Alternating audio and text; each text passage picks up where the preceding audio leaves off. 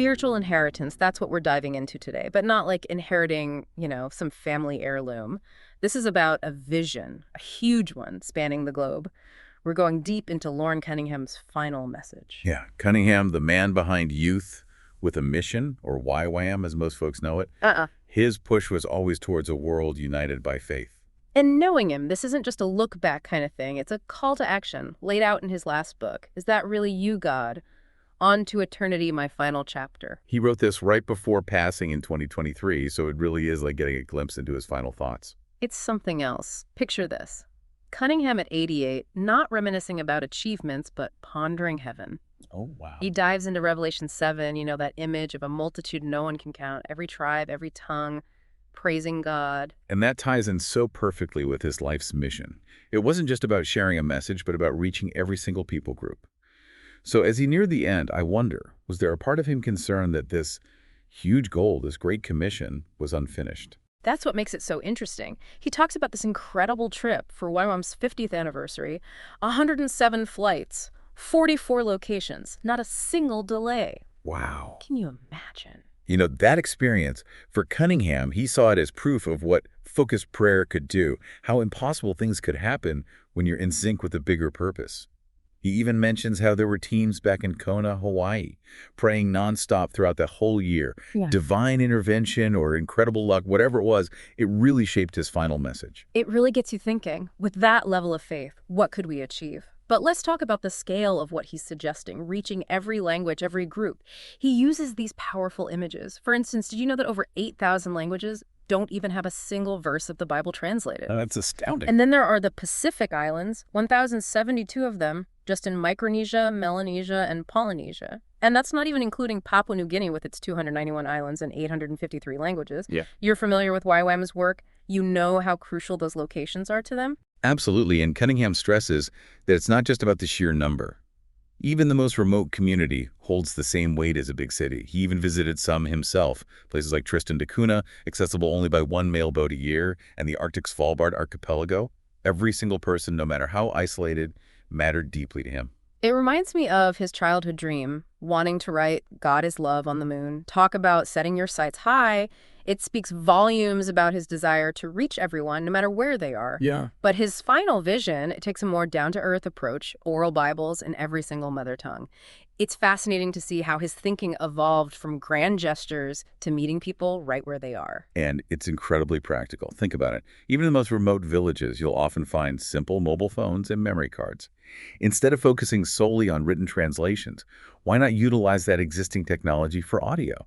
This really resonates with Cunningham's belief that God spoke the world into being, that faith comes from hearing. It really makes you think about how faith can be, on one hand, this incredibly personal thing, but then also something with this outward focus, this drive to reach everyone. Yeah. So you have this idea of God speaking directly to you, this intimate connection, but Cunningham wanted that experience to be accessible to everyone, regardless of where they lived, what language they spoke. And that's what I find so powerful about this idea of a spiritual inheritance. Yeah. It's not about handing down material things, but a responsibility, this drive to keep this crucial work going. I have to admit, when I first came across that phrase, spiritual inheritance, in his book, I wasn't quite sure what to make of it. I mean, what does it actually mean to inherit something like that, a mission on this global scale? But I have to say, talking about it now, things are starting to click for me. Yeah, it's like he's saying, look, this dream of a world filled with the gospel, it doesn't end with me. Think of it as, an ember I'm passing on, and my hope is that you'll take that ember and fan it into your own flame. And he doesn't just leave us with this beautiful but overwhelming vision. He actually provides a concrete way to do that. He points us towards prayomt.com, this website where anyone listening can choose a language and support the creation of an oral Bible. It's brilliant, really, in its simplicity. You go to the website, you see this huge number of languages still waiting, and you just pick one. And in that act of choosing, of deciding to pray for that specific community, you're aligning yourself with Cunningham's mission. It becomes so personal, right? It's not just this faceless mass of people who need to hear the message. This is the language, this is the culture I'm now praying for. Exactly, and that's what I find so striking about his approach. He could have easily focused on the sheer immensity of the task, potentially leaving people feeling overwhelmed. but instead he empowers us. He gives us this very tangible way to get involved, to be a part of the solution. It taps into that very human need to be part of something bigger than ourselves. It's not about like checking off a box, but about connecting with this legacy that he built, becoming a part of that ongoing story. It's almost like, and not to oversimplify it, but almost like crowdfunding for the soul. You have each person contributing what they can, whether that's prayer, financial support, or even dedicating their lives to translation work, and it's all pushing towards this same goal. It's interesting because, as we're talking about all of this, I keep thinking about how Cunningham's life was a reflection of this idea. He didn't just preach this message, he lived it. He was constantly traveling, making connections, building relationships. He showed that this wasn't just some abstract idea to him, it was everything. Absolutely, and that authenticity, it comes through so clearly in his writing. He's not demanding, he's inviting. He's not trying to make you feel guilty, he's trying to inspire. And that's what makes his message so powerful even now, even after he's gone. It's not a burden he's placing on us, it's an opportunity. Yeah. It's a chance to be a part of something bigger than ourselves, something that will outlive all of us. That's something so many people spend their lives searching for, that sense of purpose, of leaving their mark. And Cunningham offers us a way to do that, a way to find meaning and fulfillment while also contributing to something truly significant. And that brings us back around to you listening to this right now. As someone who already knows Cunningham and Wham, you probably came into this deep dive thinking, okay, so what's his final message? What does he want me to do?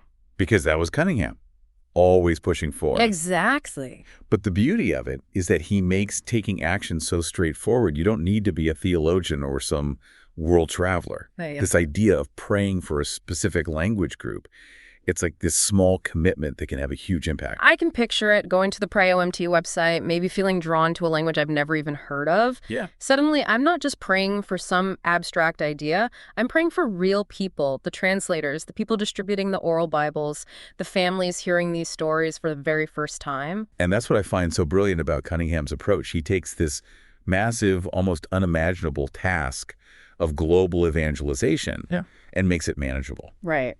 It's you, one person, making one choice, and that choice creates ripples you might never fully see. Makes you wonder, what if everyone listening chose a language and committed to praying for them? Wow. That's how movements start, right? Individual sparks coming together to create a larger fire. It really is. Yeah. And it goes back to that desire for legacy we were talking about.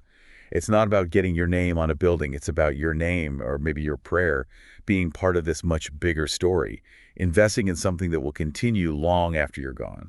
As we wrap up this deep dive into Loren Cunningham's final chapter, it doesn't really feel like an ending, does it? It feels like a beginning, like an invitation to continue the story. He's passed the baton, or maybe, like you said, lit all these torches, and now it's up to all of us to take that light and run with it. So, what language will you choose? How will you be a part of ensuring his vision reaches every corner of the world? That's something to think about. Until next time, keep diving.